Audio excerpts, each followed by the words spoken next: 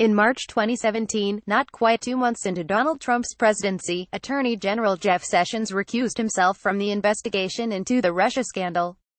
This was hardly a radical decision. Sessions was a prominent member of the Republicans' campaign team. He'd made highly dubious claims under oath about his contacts with Russian officials, and Justice Department officials urged the Attorney General to stand aside. The president, however, didn't quite see it that way.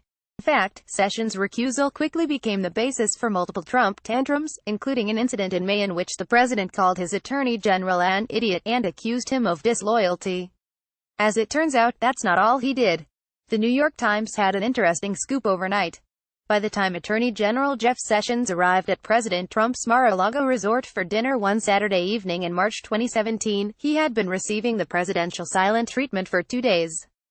Mr. Sessions had flown to Florida because Mr. Trump was refusing to take his calls about a pressing decision on his travel ban.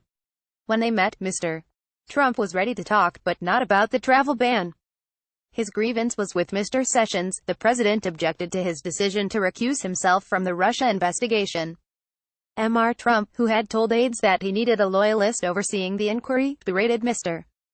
Sessions and told him he should reverse his decision, an unusual and potentially inappropriate request. Share tweet email save embed Sessions refused to reverse course, which no doubt infuriated the president further. But this isn't just a story about palace intrigue and who enraged whom behind the scenes. What's more significant about this report is that Trump's efforts to get the Attorney General to unrecuse himself raise important legal questions. Rudy Giuliani told The Times that the presidential pressure was perfectly permissible. Special counsel Robert Mueller may see things differently. The NYT's article added that Mueller is examining the confrontation between Trump and Sessions.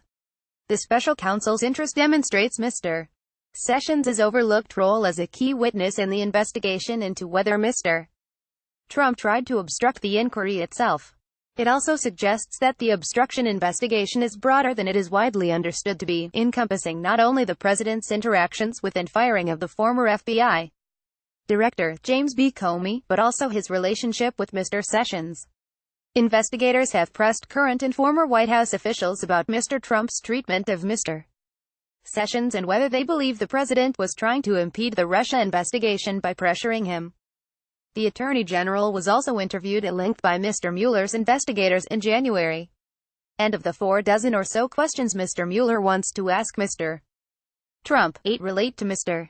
Among them, what efforts did you make to try to get him to reverse his recusal? The president has never been able to explain his fits over Sessions' recusal with a compelling defense. That's because there's really only one explanation. Trump expected a partisan ally to run interference for him, guiding the investigation in ways that worked to the White House's favor. Or put another way, the president was furious with his attorney general because he assumed Sessions would shield him from potential consequences. When the Alabama Republican removed himself from the process, it meant there was no one inside the Justice Department in a position to tilt the playing field in the president's favor, a dynamic that infuriated Trump. The question now is whether that fury led Trump to take steps that obstructed justice. The fact that Mueller considers this an important line of inquiry is not good news for the president.